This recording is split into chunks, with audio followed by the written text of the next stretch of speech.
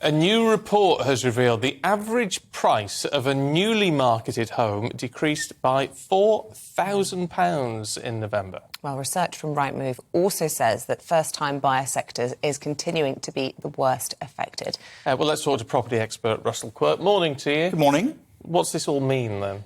Well, I think we should be careful not to read too much into this. So this is one index, of which there are many, and this is 1 month's data. That's it. So before we start getting kind of too carried away, as some in the media do, insofar as this now being the beginnings of a crash or something really, really serious, it really is not. So it's 1 month's data. Rightmove famously also, their index is based on an analysis of asking prices. This is not transaction prices, in other words, what buyers are willing to pay. This is kind of seller sentiment, really.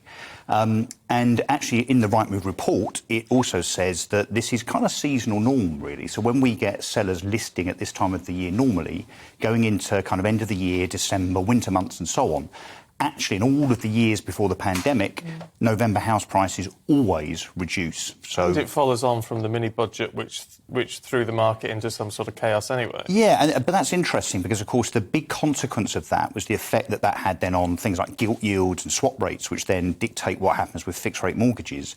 What we've seen over the last 2 or 3 weeks, and again, which is, perhaps not been quite as well reported as the aggravation of the Kwarteng budget originally, is the fact that those yields, those rates, are all reducing substantially. So what we're now seeing in the market is fixed-rate mortgages reducing in rate quite significantly. So will we see a ripple? Will we see some kind of waves over the next few months in the property market around kind of uncertainty and some kind of sentiment issues? Yes.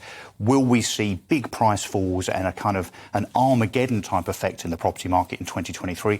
Absolutely not. Although I would say you are definitely a glass half full kind of guy, and what Three quarters, I would say. I agree with that.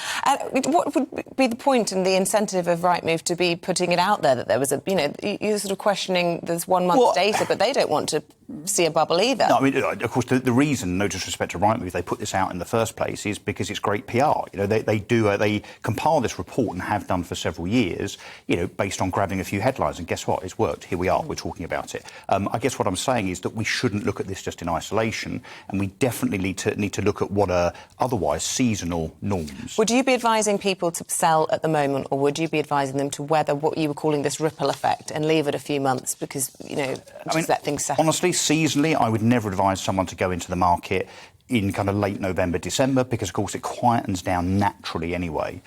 Should you think about this being the return, I guess, to a normal market? So, of course, we're used to reporting on this kind of pandemic frenzy where the property market has been really, really excitable. What we're going to see in 2023, from January onwards, is just a more normal market, so a kind of more balanced buyer versus seller dynamic. House prices that will probably float along between 1% to 3% in terms of annual price rises, and what I would consider to be normal interest rates. Living with mortgage rates of 1.5% to 2%, that's not normal. We've kind of got spoiled. We've got used to that. So 2023, return to normality. Oh, well, there you go. That sounds all right, doesn't it? Russell, thank you very much indeed. Good to see you. Thank you. No need to panic, ladies and gentlemen. No need to panic. Just don't sell your house till next year.